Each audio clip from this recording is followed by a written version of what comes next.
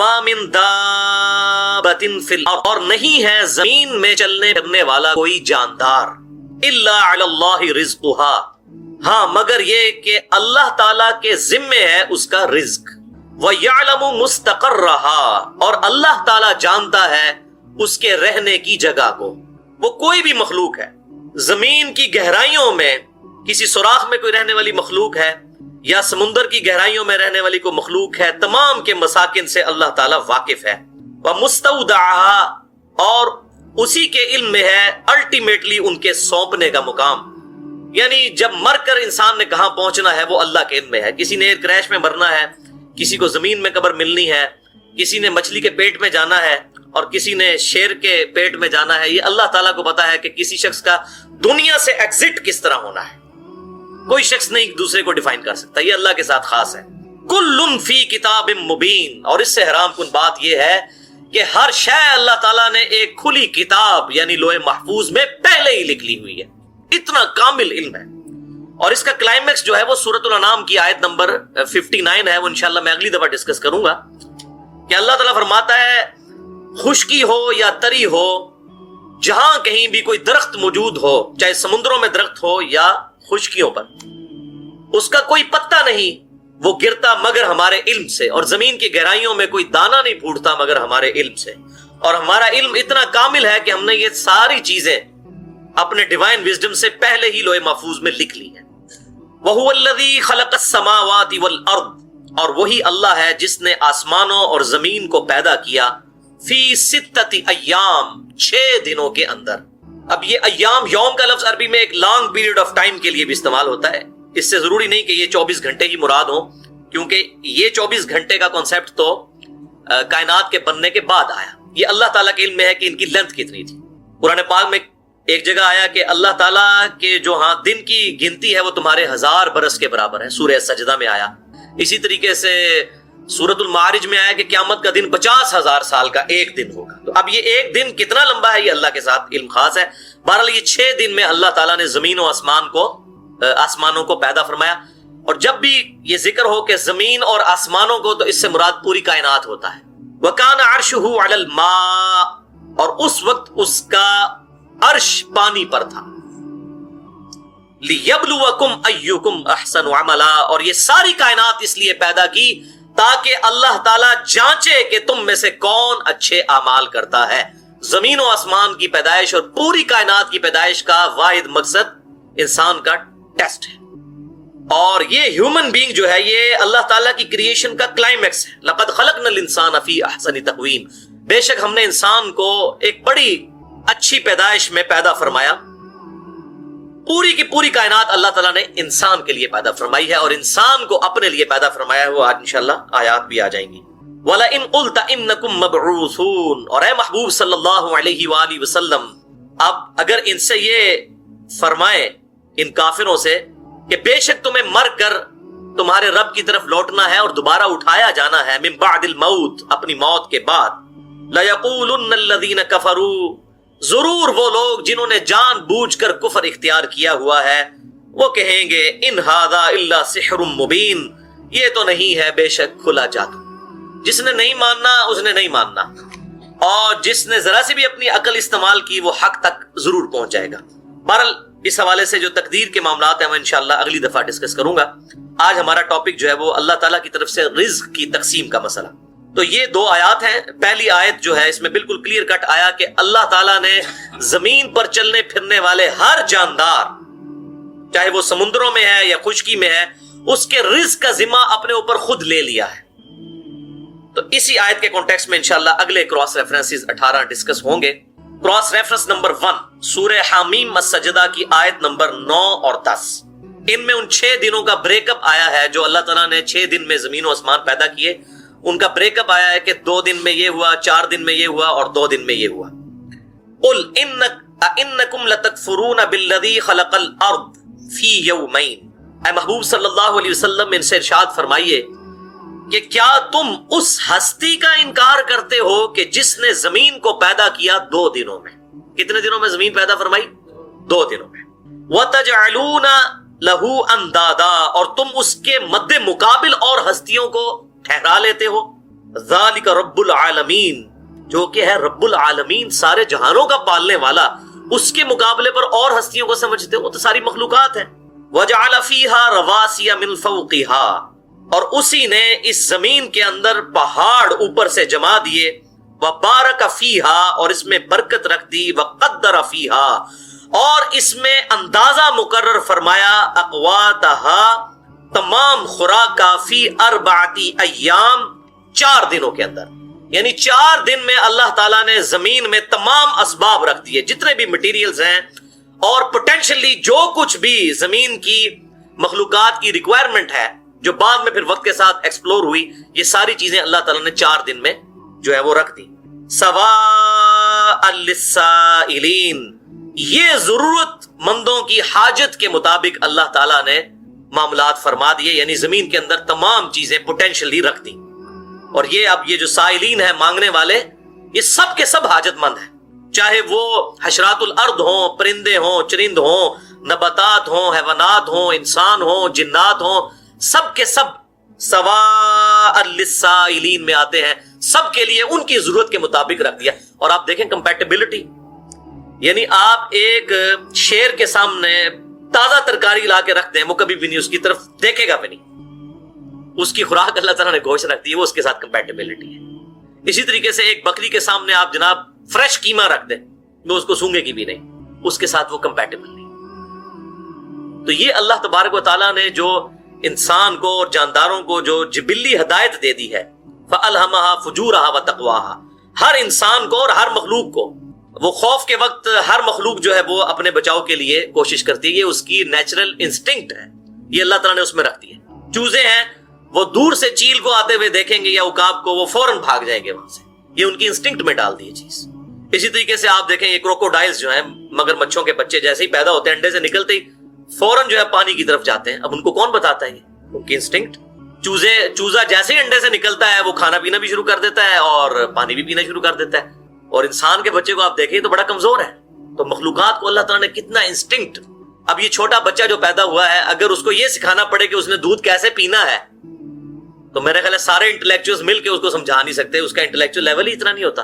تو اس کی انسٹنکٹ میں ہے کہ اسے پتا ہے میں نے دودھ کیسے پینا ہے۔ تو یہ ساری کی ساری چیزیں اللہ تعالیٰ نے سارے حاجت مندوں کے لیے جو ہے پوٹینشلی سب خوراک جو ہے اس زمین کے اندر اللہ تعالیٰ نے رکھ دی ہے۔ تو ان آیات سے یہ پتا چلا کہ اللہ تبارک و تعالیٰ نے قیامت تک کے لیے ہر مخلوق کی خوراک کا اور اس کے لیے ریسورسز کا بندوبست زمین میں کر دیا ہوا ہے، مٹیریل کی فارم میں۔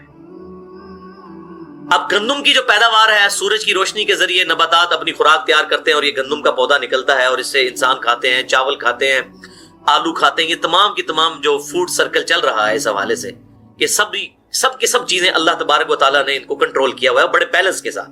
اسی طریقے سے وقت کے ساتھ ساتھ ٹیکنالوجی کی برکت آپ دیکھیں، 1901 تک تقریباً 1 ارب آبادی تھی انسانوں کی، اور اس وقت یہ پریڈکشنز ہوتی تھی 2001 میں اگر 2 ارب ہو گئی تو مصیبت پڑ جائے گی، کیسے لوگوں کی ضرورتیں پوری ہوں گی۔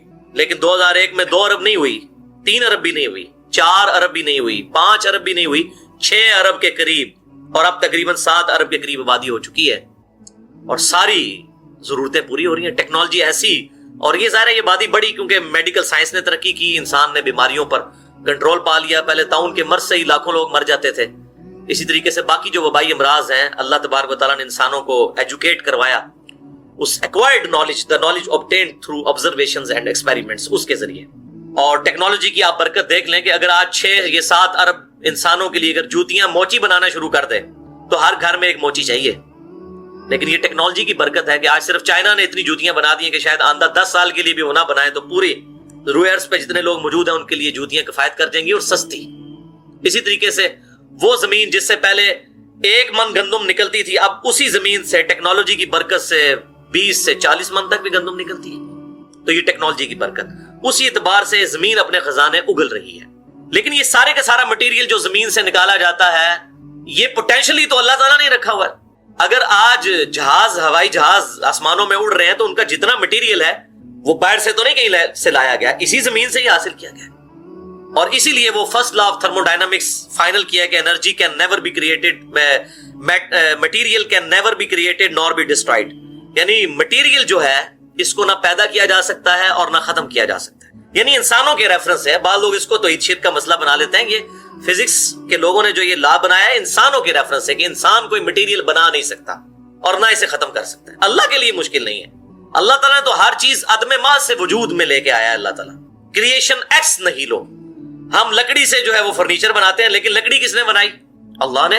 سورج کی روشنی کو کنورٹ کر دیا لکڑی میں بیج کے ذریعے. اب زمین و آسمان کی ساری مخلوقات مل کے یہ روشنی کے ذریعے کوئی لکڑی بنا کے بتائیں, یا اسی لکڑی کو جلا کر ہم روشنی حاصل کریں اور وہ راک سے دوبارہ لکڑی کو بنا کے بتا دیں؟ نہیں بنا سکتا. اسی لیے first law of thermo dynamics جو ہے کہ جو مادہ ہے اس کو نہ تو پیدا کیا جا سکتا ہے اور نہ ہی اس کو ڈسٹرائے کیا جا سکتا ہے. یہ انسانوں کے ریفرنس سے ہے. اسی طریقے سے وقت کے ساتھ ساتھ اللہ تبارک و تعالیٰ نے کیسی چیزیں ایکسپلور فرمائیں کہ 8 سے 300 سال پہلے تک تقریباً زمین کے اندر تیل کے بارے میں کسی نے سوچا بھی نہیں تھا. تیل کا پہلا کنواں امریکہ کی جو ریاست ہے پنسلوینیا, اس میں 1748 میں دریافت ہوا. 1748 میں. آج 2014 چل رہی ہے, 2015 شروع ہونے والی ہے. یعنی جسٹ 300 سال پہلے, پورے 300 سال بھی نہیں گزرے. یہ جو احادیث میں تیل کا ذکر آتا ہے اور دیا جلانے کا, وہ کھانے والا تیل ہوتا تھا, سرسوں کا تیل یا زیتون کا تیل. مٹی کا تیل جو ہے یہ تو ابھی 250 سال 300 سال پہلے کی بات ہے. اور یہ جو ہماری عرب ریاستیں ہیں ان میں تو یہ ساری چیزیں 1960 کے بعد نکلی ہیں. اس سے پہلے تو دنیا کی غریب ترین قوم تھی یہ. جو حج کے لیے لوگ جاتے تھے, حاجیوں کے قافلے لوٹ لیے جاتے تھے, ان کے پاس تو روٹی بھی پوری نہیں ہوتی تھی. اور آج آپ دیکھیں وہاں پہ بہاریں ہی بہاریں ہیں. تو یہ زمین نے جو اپنا خزانہ اگلا ہے. اور اب اس سے بھی بڑی چیز جو ہے وہ سولر انرجی ہے. سولر انرجی کے اوپر جس طریقے سے ورکنگ شروع ہو رہی ہے تو دنیا میں کسی انرجی کی ضرورت ہی نہیں ہے, کیونکہ یہ ساری نان رینیویبل ریسورسز ہیں. تیل ایک نہ ایک دن ختم ہو جائے گا کیونکہ نیا نہیں پیدا ہو رہا, جو پرانا ہے وہی نکالتے جا رہے ہیں. لیکن سورج جب تک ہے اس وقت تک سورج کی روشنی ہے, اور سورج اگر نہیں رہے گا تو زمین پر زندگی ویسے ہی ختم ہو جانی ہے. تو سورج کی روشنی کو سولر سیلز کے ذریعے سٹور کرنا, اس کے اوپر بڑا کام ہو رہا ہے. اب تو تقریباً جو ہے وہ کمرشل فلائٹس بھی شروع ہونے لگی ہیں. 5 یا 10 مسافروں والی جہاز بھی بنا لی ہیں سولر سیل کے اوپر چلنے والے. اور پاکستان میں جو یہ لوڈ شیڈنگ کی آفت آئی, اور اس آفت کی وجہ سے جو فتنہ آیا, یہ اس کی برکت سے یہ چیز آئی کہ یہاں پہ لوگوں کو یہ ٹیکنالوجی بھی پتہ چل گئی کہ سولر سیل کے ذریعے بھی انرجی پروڈیوس کی جاتی ہے. تو بہرحال باہر دنیا میں تو لوگ بڑی تیزی سے اس کی طرف شفٹ کر رہے ہیں. یہ بڑا آسان اور سستا سورس ہے روشنی سے انرجی حاصل کرنے. تو یہ سارے کے سارے اندازے اللہ تعالیٰ نے مقرر فرما دیے. اور آپ دیکھیں کہ اللہ تعالیٰ نے زمین 2 دن میں پیدا فرمائی, اور پھر آسمانوں کا بھی ذکر آئے گا کہ 2 دن میں, اور پیرلل میں زمین و آسمان یعنی پیرلل میں, اور 4 دن زمین کے اندر یہ جتنی ضرورت کے لیے چیزیں تھی ان کے لیے اندازہ مقرر فرمایا, ان چیزوں کو پیدا فرمایا. اور this earth is a miracle planet in this universe. یہ زمین جو ہے ایک معجزانہ کرہ ہے اس پوری کی پوری کائنات کے اندر. زمین جیسا کوئی کرہ نہیں ہے. اسی لیے آپ دیکھیں قرآن پاک میں بار بار آسمانوں کا ذکر ہوتا ہے, ستاروں کا ذکر ہوتا ہے, لیکن زمین کا ذکر ہوتا ہے جب تو بڑے پروٹوکول کے ساتھ ہوتا ہے, کیونکہ جتنی یہ مخلوقات اور زندگی ہے وہ اسی زمین کے اوپر آباد ہے. یہ اللہ تعالیٰ کا ایک میریکل پلانٹ ہے. اب اس کے اوپر گفتگو کریں تو ایک علیحدہ سے پورا ٹاپک ہے. میری گفتگو ہے مسئلہ نمبر 60 کے نام سے, who is Allah in the light of latest scientific facts. Urdu میں ہے اللہ کون ہے جدید سائنسی حقائق کی روشنی میں. اس میں نے اس طرح کے کافی فگرز بتائے ہیں. اسی طریقے سے آپ یہ دیکھیں کہ خوراک ٹیکنالوجی کی برکت سے کتنی بڑھ چکی ہے کہ آج کی ڈیٹ میں بھی امریکہ ہر سال لاکھوں ٹن گندم پیسیفک اوشن میں بحر الکاہل میں ضائع کر دیتا ہے. فالتو پیدا ہوتی ہے صرف اس لیے کہ انٹرنیشنل مارکیٹ میں گندم کی پرائس نیچے نہ آ جائے. اتنی گندم پیدا ہو رہی ہے. لہذا یہ جو اکثر لوگ سوال کرتے ہیں اور وسوسے لوگوں کو آتے ہیں, جی اگر اللہ تعالیٰ نے رزق مقرر کر دیا ہے تو ایتھوپیا میں صومالیہ میں لوگ قحط سالی سے کیوں مر رہے ہیں؟ اللہ نے تو رزق کی ذمہ داری خود لی ہے. بھائی رزق کی ذمہ داری ضرور لی ہے اللہ تعالیٰ نے, وہ پوٹینشلی یعنی زمین میں پوٹینشل موجود ہے, وہاں تک پہنچنا ہوگا. وہ انشاءاللہ باقی آیات میں ڈسکس بھی کروں گا. اگر کہیں پر خوراک اویلیبل نہیں ہے وہاں سے ہجرت کر جائیں. آج دنیا کے آدھی آبادی سب کانٹیننٹ انڈیا, پاکستان, بنگلہ دیش, چائنا میں کیوں رہ رہی ہے؟ لوگوں نے سینکڑوں سال کے تجربات سے یہ چیز حاصل کی ہے کہ رہنے کے لیے سب سے بہترین جگہ یہ ایریا ہے, کیونکہ یہاں سے زمین اگاتی ہے اور انسان کھا سکتا ہے. سائبیریا میں کتنی آبادی ہے, یا قطب شمالی میں یا قطب جنوبی میں آبادی کتنی ہے, یا صحرائے سینا میں کتنے لوگ رہتے ہیں. تو اگر کہیں پر خوراک نہیں وہاں سے ہجرت کر دیں. اور بعض کو اللہ نے پھر دے کر آزمایا, بعض سے لے کر آزمایا. اور باقی لوگوں کو جس طرح بھی بہت اچھی چیز ہے, اس کو اپریشیٹ کرنا چاہیے. جو UN کا پروگرام ہے فوڈ کے اعتبار سے غریب ملکوں تک وہ یونائٹڈ نیشنز کی ٹیمیں جاتی ہیں اور وہاں تک خوراک پہنچاتی ہیں. اور ظاہر ہے یہ اللہ تعالیٰ نے یہ اونچ نیچ جو رکھی ہے اسی لیے رکھی ہے, کسی کو دے کر آزمایا, کسی سے لے کر آزمایا. یہ اللہ تعالیٰ کو کوئی نہیں پوچھ سکتا کہ تو نے ایسا کیوں کیا. اللہ تعالیٰ سب کو برابر نہیں رکھے گا, یہ اللہ تعالیٰ کی سنت ہے. اس حوالے سے ٹینشن نہیں لینا چاہیے. اللہ تبارک و تعالیٰ نے یہ جو کچھ فرمایا اپنی حکمت کے مطابق کسی کو دے کر اور کسی سے لے کر آزمایا. اور اسی طریقے سے آپ دیکھیں اس سے بھی بڑی چیز تو قتل ہے کہ ایک شخص دوسرے کی زندگی چھین لیتا ہے. ایک تو ہے نا قید سالی سے مرنا, اور ایک ہے کہ کسی شخص کا دوسرے کو قتل ہی کر دینا, اس سے زندگی چھین لینا. یہ کتنا بڑا جرم ہے. لیکن سورۃ البقرہ میں اللہ تعالیٰ نے فرمایا قصاص میں تمہارے لیے زندگی ہے, جو قتل کرے گا اس سے بدلہ لیا جائے گا. اس کو یہ نہیں کہا جائے گا کہ بھئی اللہ نے اس کی تقدیر میں لکھا ہوا تھا کہ اس نے مرنا ہے تو تو نے بالکل ٹھیک کیا ہے, تو نے تقدیر پوری کر دی. یہ نہیں کہا جائے گا, بلکہ اس سے بدلہ لیا جائے گا, قصاص لیا جائے گا یا دیت لی جائے گی.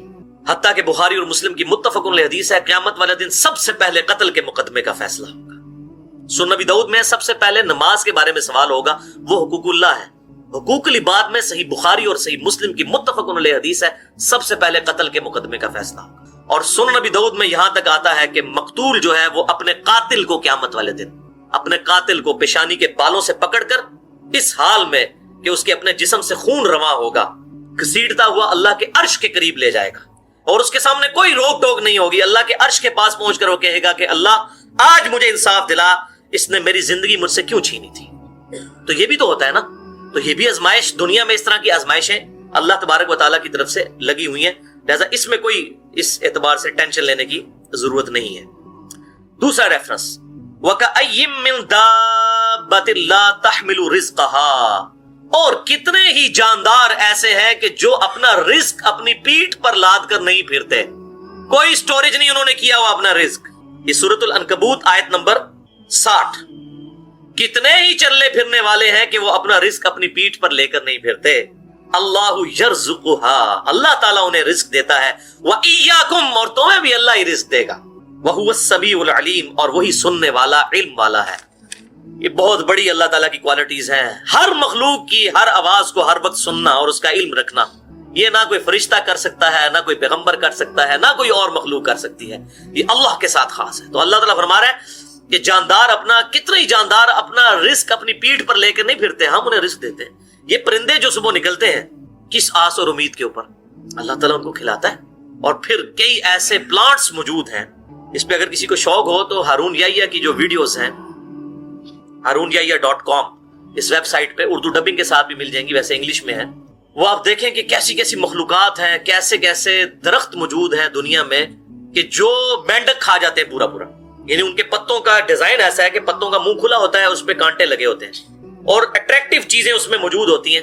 کبھی کوئی مکھی گئی تو وہ پھنس گئی, اس مکھی کو کھانے کے لیے مینڈک گیا, جیسے ہی وہ اندر گیا تو وہ پھڑکنا شروع ہوگا, ساتھ ہی اس کا پتے کا منہ بند ہو جائے گا اور وہ اس کو ڈائجسٹ کر کے کھا جائے گا. اب وہ پودا خود تو حرکت کر نہیں سکتا, جا کے پکڑ بھی نہیں سکتا. تو یہ وہ جو آیت اللہ تعالیٰ نے کتنے ہی جاندار ہیں اپنا رزق اپنی پیٹھ پر لے کر نہیں پھرتے, ہم انہیں رزق دیتے ہیں, ان کے منہ میں ڈالتے ہیں. ایسے معاملات پیدا فرما دیے اللہ تعالیٰ. اور اتنی حیران کن بات ہے کہ یہ میں اس پہ سوچ رہا تھا کہ یہ جب بارش ہوتی ہے تو بارش کے قطرے بھی اس کے اوپر پڑتے ہیں, تو اس کے جو ہے کانٹے, تو بارش کے قطروں کی وجہ سے بند ہو سکتا ہے, لیکن ایسا نہیں ہوتا.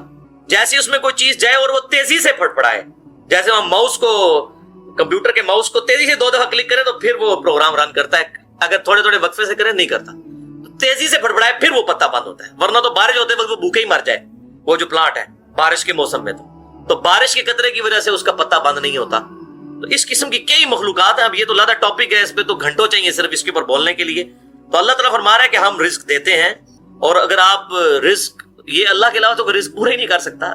دنیا میں ملینز آف ویلز, دنیا میں لاکھوں ویلز, دنیا کے سمندروں میں, پیسیفک اوشن میں, اٹلانٹک میں, انڈین سی کے اندر ساری ملائی جائے تو لاکھوں ویلز بنتی ہیں. ان کی خوراک کون پوری کر رہا ہے؟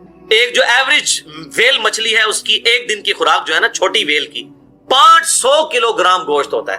500 کلو گرام, یہ کون پورا کر سکتا ہے؟ اور لاکھوں کے لیے پورا کرنا, اور یہ صرف ایک ویل مچھلی کی بات ہو رہی ہے. کیسا اس کے لیے انتظام کیا ہوا ہے. اور پھر باقی مخلوقات آپ گن, اس روئے ارض پہ ابھی تک جو مخلوقات دریافت ہو چکی ہیں وہ 2 ملین ہے اسپیشیز. 20 لاکھ یہ ان کی تعداد نہیں ہے بلکہ اسپیشیز ہیں. یعنی اگر گننا شروع کریں, انسان کو پہلی مخلوق آپ گن لیں, گھوڑا دوسری مخلوق, خچر تیسری مخلوق, کوا چوتھی مخلوق, گدھا پانچویں مخلوق اس طریقے سے گنے، نباتات اور حیوانات کی ملا کر 20 لاکھ سپیشیز ہیں، اور ایک ایک جو سپیشیز ہے اس کی اربوں خربوں میں آبادی ہے، ان سب کا رزق پورا ہونا انبلیویبل ڈیٹ۔ تو اللہ تعالیٰ جو تقوی کی روش اختیار کرتا ہے، اللہ تعالیٰ کوئی نہ کوئی نجات کا راستہ اس کے لیے نکال دیتا ہے، کوئی نہ کوئی مخرج نکال دیتا ہے جہاں سے اس کے لیے معاملات آسان ہو جاتے ہیں۔ وَيَرْزُقْهُ مِنْ حَيْثُ لَا يَحْتَسِبُ، اور اسے وہاں سے رزق دیتا ہے جہاں سے اسے گمان بھی نہیں۔ رزق میں صرف دنیاوی جو ہم مال دولت اس کو ایک رزق سمجھتے ہیں، یہ ایک رزق کا بالکل چھوٹا سا ٹوٹا ہے۔ اس سے بڑا رزق اللہ تعالیٰ ہمیں دے رہا ہے جس کی طرف ہماری توجہ نہیں ہے، اور وہ رزق ہے ہماری صحت۔ ایک شخص کے پاس کروڑوں روپے ہے لیکن اس کے گردے فیل ہو چکے ہیں، تو کس کام کا ہے؟ ایک بندے کے پاس اربوں روپے ہے لیکن اسے معدے کا السر ہے، وہ چاٹ نہیں کھا سکتا، وہ گول گپے نہیں کھا سکتا، وہ بریانی نہیں کھا سکتا، چاہے اس کے جتنے مرضی ہوٹل ہوں۔ تو دنیاوی بال و دولت کا آ جانا صرف یہ رزق میں سے، میں نے کہا یہ بالکل چھوٹا سا جز ہے، اس کو انسان یوٹیلائز کرے، یہ بہت بڑی بات ہے۔ دنیاوی صحت جو اللہ نے انسان کو زندگی میں دی ہے، لوگ کہتے ہیں اللہ نے مجھے کیا دیا ہے؟ جو شخص یہ بات کرے نا اسے کو جی 1 کروڑ روپے لے دو، اپنی ایک آنکھ نکال کے مجھے کوئی دے گا؟ اپنا ایک بازو توڑ کے دے دو، تو آپ ذرا 1 کروڑ ساروں کے اوپر لگانا شروع کریں، اربوں کے تو آپ خود ہیں۔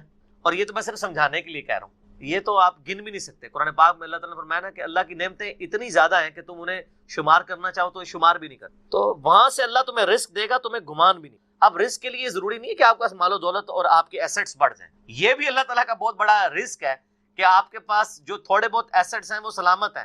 کسی ایک میڈیکل کیس کسی گھر کے اندر 1 کروڑ پرتی بندے کو بھی لا کے زیرو پہ کھڑا کر سکتے۔ آپ کی زندگی میں کئی ایسے کیسز ہوئے ہوں گے، جدادیں تک بک جاتی ہیں۔ اور مجھے واصف علی واصف صاحب کی بات یاد آ گئی، وہ کہتے ہیں میں وہ مسجد میں بیٹھا ہوا تھا تو ایک بندے کو میں نے دیکھا کہ وہ دعا مانگ رہا ہے کہ یا اللہ 25 سال پہلے جو میں نے دعا تجھ سے کی تھی وہ واپس لے لیں، بس یہ دعا کر رہا ہے۔ کہتے ہیں وہ فارغ ہوا تو میں نے اس سے پوچھا کیا ہوا؟ اس نے کہا جی 25 سال پہلے میں نے اللہ سے رو رو کے ایک بیٹا مانگا تھا، میری بیٹی ہی تھی صرف، اور وہ بیٹا میرے گاٹے فٹ ہو گیا، یعنی وہ نشے میں مبتلا ہو گیا، سارا گھر کا مال اس نے بیچ دیا، مجھے کنگال کر دیا، تو میں اللہ سے کہہ رہا ہوں یا اللہ یہ اولاد واپس ہی لے لے۔ تو یہ بھی تو ہو سکتا ہے۔ سورہ توبہ میں آتا ہے، اللہ تعالیٰ آتا ہے اپنے جو فاسق و فاجر لوگوں کے بارے میں کہ اللہ تعالیٰ چاہتا ہے کہ ان کی اولاد کو ہی ان کے لیے عذاب بنا دے، اولاد بھی عذاب بن سکے۔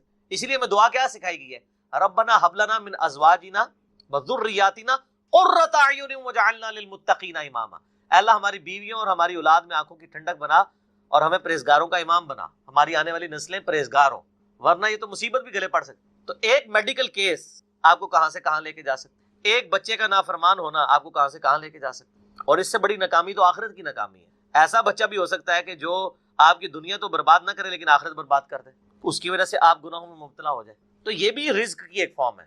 رزق صرف یہ نہیں کہ آپ کے لیے مال پانی کھل جائے، بلکہ مال سبسسٹنس لیول پہ بھی موجود ہے، لیکن آپ کو کوئی ایسی تکلیف نہیں آ رہی کہ جس کی وجہ سے آپ کا مال نہیں نکل۔ ورنہ ایک بندہ 10 لاکھ روپے مہینے کا کماتا ہے اور 9 لاکھ روپے اس کا نکل جاتا ہے، کیا فرق پڑا اس کو؟ اس نے کون سا ایسٹ بنا لیا؟ اور جو اذیت گزار رہا ہے ولاده سے، اس کو تو کوئی سوچ بھی نہیں سکتا، ذہنی ٹینشن ہے۔ صحیح بخاری مسلم میں حدیث ہے، نبی علیہ السلام فرمایا ہمیشہ اپنے سے نچلے لوگوں کو دیکھو تو تمہیں یوں اللہ تعالیٰ کی نعمتوں پر صبر نصیب ہوگا اور قناعت نصیب، اوپر نہ دیکھو۔ اور پھر بخاری مسلم میں یہ حدیث ہے کہ ابن آدم کے پاس اگر سونے کی 2 وادیاں ہوں تو وہ خواہش کرے گا تیسری وادی بھی مجھے مل جائے، اس کا پیٹ صرف قبر کی مٹی بھرے، والعیاذ باللہ تعالی۔ بخاری مسلم دونوں میں حدیث ہے کہ انسان کہتا ہے میرا مال میرا مال میرا مال، نبی علیہ السلام فرمایا تیرا مال تو وہ ہے جو تو نے کھا پی لیا یا پہن کر بوسیدہ کر دیا یا اللہ کی راہ میں خرچ کر کے آخرت کے لیے محفوظ کر لیا، باقی جتنا مال ہے وہ تو تیرے ورثہ کا مال ہے، تو کہتا ہے میرا مال ہے۔ پھر بخاری مسلم دونوں میں حدیث ہے کہ نبی علیہ السلام نے فرمایا کہ انسان کے 3 دوست ہیں، ایک دوست ہی اس کی قبر تک ساتھ جاتا ہے، وہ اس کے اعمال ہیں، باقی جو 2 دوست ہیں وہ باہر ہی رہ جاتے ہیں، اس کے رشتہ دار اور مال۔ اب مال ساتھ جاتا ہے، مال بھی آپ ساتھ لے کے جا سکتے ہیں، لیکن وہ مال جو آپ نے پہلے اپنی زندگی میں اپنی مرضی سے اللہ کی راہ میں خرچ کر دیا، وہ اللہ کے ڈیوائن بینک میں جمع ہے، وہ قرآن پاک میں سورۃ البقرہ میں آیا 700 گنا تک کہ اللہ تعالیٰ کر کے لوٹائے گا، بلکہ یہاں تک فرمایا کہ یہ اللہ تعالیٰ کو تم قرض دے رہے ہو اور اللہ تعالیٰ اس قرض کو لوٹائے گا۔ دیکھیں کتنا قدردان ہے کہ دیتا اللہ ہے، اور جب اسی کے دیے ہوئے میں سے آپ اسی کی راہ میں خرچ کرتے ہیں تو وہ کہتا ہے کہ یہ تم نے مجھے قرض دی، اللہ کہتا ہے میں تمہارا مقروض ہوں، تمہیں لوٹاؤں گا۔ یہ ہے اللہ تعالیٰ کی قدردان۔ جامعہ ترمذی میں حدیث ہے، مسند امام احمد میں موجود ہے کہ نبی علیہ السلام فرمایا کہ جب بھی کوئی شخص دعا کرتا ہے وہ خالی نہیں جاتی، یا تو اس دعا کے عوض جو تم نے مانگا وہ اللہ تمہیں عطا کر دیتا ہے، یا اس سے بہتر یعنی اس کی برکت سے اللہ تعالیٰ بہتر نعم البدل دیتا ہے، تمہاری کوئی تکلیف ٹال دیتا ہے، یا پھر اس دعا کو سنبھال کے رکھتا ہے قیامت کے دن کے لیے اور اس دعا کے ایکویلنٹ تمہیں اجر عطا فرما۔ تو دعا تو بہت ضروری ہے، اللہ کی طرف رجوع لانا ہے۔ ٹاپک اور طرف چلا جائے گا، فی الوقت اس کی طرف آپ کنسنٹریٹ کریں کہ اللہ تعالیٰ مارا ہے کہ تمہیں وہاں سے رزق ملے گا، تمہیں گمان بھی نہیں ہوگا۔ وَمَن يَتَوَكَّلْ عَلَى اللَّهِ، اور جو کوئی اللہ پر توکل کرے فہو حسبہ، تو اللہ اس کے لیے کافی ہے. ان اللہ بالغ امری، اللہ تعالیٰ تو اپنا کام پورا کر کے رہتا ہے. لیکن قد جعل اللہ لکل شیء قدرا، اللہ نے ہر معاملے کے لیے ایک اندازہ مقرر کر رکھا. اسی کو ہم وہ کہتے ہیں نا کہ اللہ کے ہاں دیر ہے اندھیر نہیں ہے. لیکن یہ دیر بھی ہم صرف سمجھانے کے لیے کہتے ہیں، وہ دیر نہیں ہے. وہ اللہ کا رول یہی ہے کہ اللہ تعالیٰ نے کسی معاملے کو کس لیول کے اوپر جا کے ایڈریس کرنا ہے. 23 سال تک مشرکین عرب کو دیکھیں نا مہلت ملی ہے. کتنے لوگوں نے کہا کہ دیکھو کان پک گئے ہیں ہمیں سنتے ہوئے، نبی علیہ السلام ہمیں دھمکیاں لگاتے ہیں کہ قوم عاد قوم سمود کی طرح تم بھی برباد کر دیے جاؤ گے، جب وقت کے پیغمبر کا انکار کرو گے تو عذاب تو کوئی نہیں آ رہا. اور قرآن پاک میں پھر نبی علیہ السلام کے بارے میں بھی آتا ہے کہ آپ علیہ السلام نے بھی تھوڑی سی بے صبری کا مظاہرہ کیا. سورۃ الانعام کے سٹارٹ میں آپ پڑھ کے دیکھ لیں تو اللہ تعالیٰ نے پھر جلال فرمایا کہ نبی تم چاہو تو جاؤ زمین میں کوئی سرنگ تلاش کر لو یا آسمان میں کوئی سیڑھی لگا کے ان کی مرضی کا معجزہ انہیں لا کے دکھا دو. ہم اپنے فیصلوں میں یعنی کسی کے پابند نہیں ہیں. پھر سورہ آل عمران میں آتا ہے جب غزوہ احد کے موقع پہ نبی علیہ السلام کی زبان سے بددعا نکل گئی خالد ابن ولید کے لیے کہ اللہ تعالیٰ ایسی قوم کو کیسے ہدایت دے گا جنہوں نے اپنے نبی کا چہرہ خون سے رنگ دیا. یہ صحیح مسلم میں الفاظ ہیں، قرآن پاک میں اشارتاً اس کا ذکر ہے. سورہ آل عمران میں اللہ تعالیٰ فرمایا کہ نبی آپ کو کوئی اختیار نہیں ہے، اللہ تعالیٰ چاہے تو ان کو ہدایت بھی دے. ہائے ہائے ہائے، یہ اللہ کے فیصلے ہیں، یہ کسی انسان کا کوئی فیصلہ نہیں. تو اب ان آیات کی روشنی میں بزرگ تو کسی کھاتے بھی نہیں بنتے. لوگ بزرگوں کو لے کے بیٹھ رہے ہوتے ہیں، یہ بزرگ دعا کریں گے، بزرگ کر دیں گے. بزرگوں نے کیا کرنا ہے؟ یا تو نبی علیہ السلام کے بارے میں فرمایا جا رہا ہے کہ آپ کو کوئی اختیار نہیں ہے، اللہ تعالیٰ چاہے تو بخش دے، اللہ تعالیٰ چاہے گرفت فرمائے، اللہ تعالیٰ چاہے ڈھیل دے.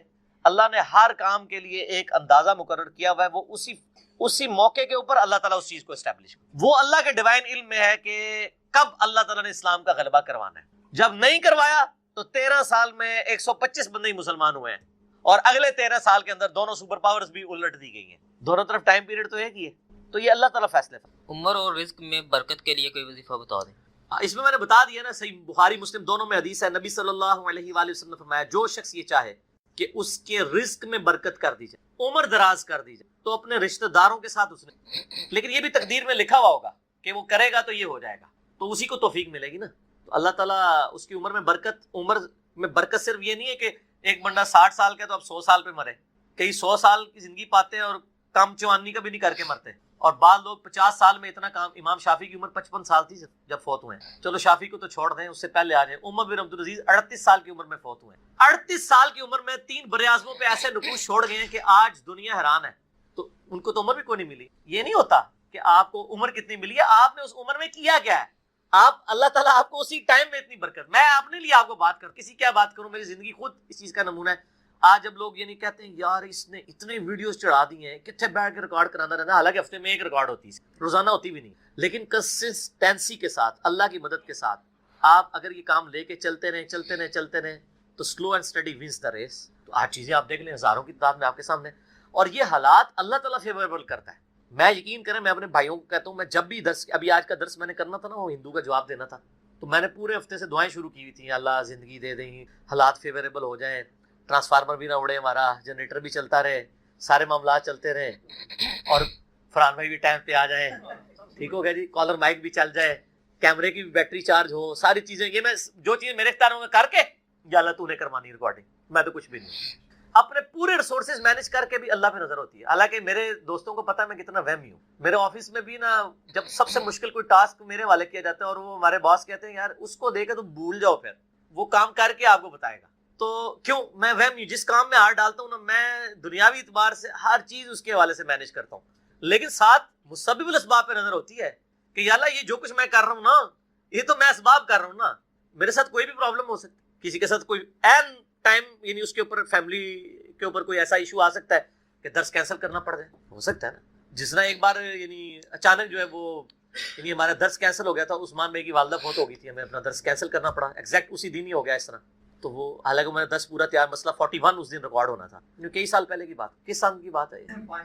5 سال پہلے کی بات. تو اپنا ہر چیز مینج کی تھی، لیکن اینڈ ٹائم پہ کوئی مسئلہ کھڑا ہو گیا. میرے اپنے بھی کئی کلوز ریلیٹیو فوت ہوئے ہیں، لیکن اللہ کا شکر ہے اتوار مطلب وہ درس سے 1-2 دن آگے پیچھے ہی ہوئے ہیں. تو اللہ تعالیٰ نے یعنی معاملات کو سیٹل کر دیا. یہ ساری چیزیں سر فیوریبل ہونا، تو یہ وہ سوال کی طرف ہوں کہ رشتہ داروں سے اس نے سلوک کریں، اللہ تعالیٰ رزق میں اضافہ کرے گا، عمر میں اضافہ کر دے گا، یعنی برکت ڈال دے گا، تھوڑی چیز بھی کفایت کر. ابو داؤد میں ایک حدیث ہے، ایک صحابی کہتے ہیں میری ماں فوت ہوگی، فرمایا اپنی خالہ کے ساتھ اس نے، تو یہ رزق کے بڑھنے کا دیا. باقی دعا تو ایک ہی ہے، اللہم ربنا آتینا فی الدنیا حسنہ وفی الآخرۃ حسنۃ وقنا عذاب النار، یہ دنیا کے ہر کام کے لیے دعا، رزق کی برکت کے لیے، اولاد کے لیے، اولاد کے اچھے مستقبل کے لیے، لڑائی جھگڑا ختم کرنے، دنیا کی ہر چیز اس میں داخل ہے. کیوں؟ ربنا آتینا فی الدنیا حسنہ، دنیا میں ہر چیز حسنہ عطا کرتے بہتر، اور آخرت کی ہر چیز داخل ہے. وفی الآخرۃ حسنہ، آخرت میں قبر بھی شامل ہے، میدان حشر بھی، میدان عدل بھی. یہ واقعہ عذاب القبری، واقعہ عذاب الحشر یہ کہنے کی ضرورت نہیں ہے. بخاری مسلم میں حدیث ہے جو مر گیا اس کی قیامت قائم ہوگی، وہ آخرت میں داخل ہو گیا. اس میں سب کچھ ہے. اس میں ایک صحیح مسلم کی حدیث میں بتا دیتا ہوں. ایک صحابی تھے، بیماری کی وجہ سے اتنے کمزور ہو گئے کہ چڑیا کی طرح ان کا جسم. یہ آپ کو دعا والے چیپٹر میں مشکات میں دوسری جلد میں بھی یہ حدیث صحیح مسلم کی. نبی صلی اللہ علیہ وآلہ وسلم عیادت کے لیے آئے. آپ نے حالت دیکھی، آپ نے وہ تو اللہ سے کیا مانگتا ہے؟ آپ کو پتہ چل گیا کہ مسئلہ کوئی گمبھیر ہے. کیا یا رسول اللہ، میں اللہ سے ایک ہی دعا کرتا ہوں کہ یا اللہ جو تو نے مجھے آخرت میں عذاب دینا ہے نا وہ دنیا میں ہی دے دے. نعوذ باللہ من ذلک، اللہم اجرنا من النار. آمین. نبی صلی اللہ علیہ وسلم نے فرمایا او سبحان اللہ، اللہ پاک ہے غلطیوں سے. اس کا مطلب یہ ہوتا ہے یہ انسان ہی غلطیاں کرتا ہے. اور تو اللہ سے یہ چیز مانگ رہا ہے، اور تیرے اندر ہمت ہے کہ تو آخرت کیا دنیا کا بھی اللہ کا عذاب برداشت کر سکے. اور تجھے تو چاہیے تھا تو دعا کرتا اللہم ربنا آتینا فی الدنیا حسنہ وفی الآخرۃ حسنۃ وقنا عذاب النار. وہ دنیا اور آخرت میں. یہ فنیٹک وہ صوفیہ والا کنسیپٹ نہیں. ٹھیک ہے، دنیا میں گگڑے بن کے رہو اور اس پیچھے سے جوئیں بھی ڈلی رہے اور کپڑے بھی اتارے رکھو اور پہنچے ہوئے حضور، یہ پتہ لگا کتنے پہنچے نے. تو وہ صحابہ کہتے ہیں جب انہوں نے یہ دعا کی نا تو چند ہی دنوں میں وہ اس طرح صحیح ہو گیا جیسے مردہ زندہ ہو جاتا ہے اس دعا کرنے کی. دنیا کی ہر بھلائی، کیوں بندہ نے پیپروں میں پاس ہونا یہ دعا کرے، لیکن صرف دعا نہیں، کوشش بھی کرے گا، کوشش کے بعد دعا کرے. دونوں چیزیں پیرلل. کوئی شخص اپنے اوپر خود تقدیر غالب کروا دے نا پھر دعا کچھ نہیں کرتی ہے. یعنی ایک بندہ کہے کہ میں بسم اللہ پڑھ کے ساکٹ میں 2 انگلیاں ڈال دوں، نہیں، وہ آپ نے اپنے اوپر تقدیر خود غالب کرا لی ہے. آپ کہ نہیں میں بسم اللہ الذی لا یضر دعا پڑھ لوں اور جا کے میں جناب کوبرا سانپ کے آگے ہاتھ ایسے کر دوں تو سر وڑ لے گا تو ہم چھڑے گا نہیں، کیونکہ آپ نے خود اپنے اوپر تقدیر غالب کروائی نا. جب آپ اپنے اوپر خود تقدیر غالب کرواتے ہیں، آپ بسم اللہ الذی لا یضر پڑھ کے یہ تو نہیں کہ اسٹیئرنگ سے ہاتھ اٹھا لیں اور آنکھیں بند کر لیں تو جا کے ٹھوکیں گے سیدھے. جب کوئی شخص خود تقدیر غالب کرواتا ہے پھر دعا کچھ نہیں کرتی. اس کو دعا ہے تدبیر کے ساتھ، کیونکہ اس طرح دنیا کا نظام نہیں چل سکتا. تو یہ ان دعاؤں کا یہ ہوگا کہ جو ناگہان، اسی لیے آپ دیکھیں حدیث کے الفاظ کہیں کہ ناگہانی آفت، خود لائی ہوئی آفت نہیں، ناگہانی آفت. آپ جا کے سانپ کے بل میں جا کے ہاتھ کو سیڑ دیں اور آپ کے میں نے پڑھا اعوذ بکلمات اللہ التامات من شر ما خلق، کچھ بھی نہیں ہونا، کیونکہ آپ نے اس دعا کی خود وائلیشن کر دی ہے. ناگہانی آفت ٹلے گی، ٹھیک ہو گیا. اور جو آپ اپنے اوپر خود طاری کریں گے وہ نہیں ٹلنے گی، وہ اس طریقے سے نہیں ٹلے. اس لیے یعنی یہ دعائیں وغیرہ پڑھیں، اس کے بعد تدبیر بھی کیا. اور ظاہر ہے جب بھی کوئی کہانی لانچ کرنی ہوتی ہے امت کے اندر کسی بڑی پرسنالٹی کے ساتھ اسے منسوب کیا جاتا ہے. تو یہ کنڈے منسوب کیے ہیں انہوں نے سیدنا امام جعفر بن محمد باقر بن علی بن حسین بن علی علیہم السلام اجمعین، المتوفا 148 ہجری. وہ کہتے ہیں امام جعفر کسی کو خواب میں آئے تھے، انہوں نے بشارت دی تھی کنڈے کرے گا جس کے لیے یہ بشارتیں ہوں گی. یہ تو سٹارٹ ہی خواب سے ہو رہا ہے، اس کا دین کے ساتھ کوئی لینا دینا نہیں، نہ امام جعفر کے ساتھ کوئی لینا دینا ہے. یہ وہ ایک پراپوگنڈا جو شیعہ کے ہاں چلا اور وہ کنڈے چل رہے ہیں. اور سنیوں کے ہاں بھی چونکہ امام جعفر ایک ڈومیننٹ پرسنالٹی ہے، ان کو رسپیکٹ دی جاتی ہے، ہم خود دیتے ہیں. تو چونکہ اب ان کا نام بولا گیا ہے، جس طرح کہ 11ویں کے اوپر شیخ عبد القادر جیلانی کا نام بول دیا جاتا ہے تو وہ 11ویں چلنا شروع ہو گئی ہے. اس طرح سنیوں کے ہاں بھی چلنا شروع. باقی دوسری طرف اہل سنت میں جو اینٹی شیعہ ایلیمنٹس تھے انہوں نے کوشش کی کہ جی اس سرمنی کو ڈائلیوٹ کرنے کے لیے انہوں نے ایک نئی کہانی ڈیوائز کی. انہوں نے کہا کہ اصل میں 22 رجب کو حضرت معاویہ ابن ابی سفیان رضی اللہ تعالیٰ عنہ کی وفات ہوئی تھی. اس وفات کی خوشی میں شیعہ جو ہے نا وہ کنڈے بناتے ہیں. یہ ایک نئی کہانی انہوں نے دریافت کی. تو یہ کہانی جب آپ نے دریافت کی ہے تو یہ کہانی دریافت جن لوگوں کے بارے میں کی ہے سر ان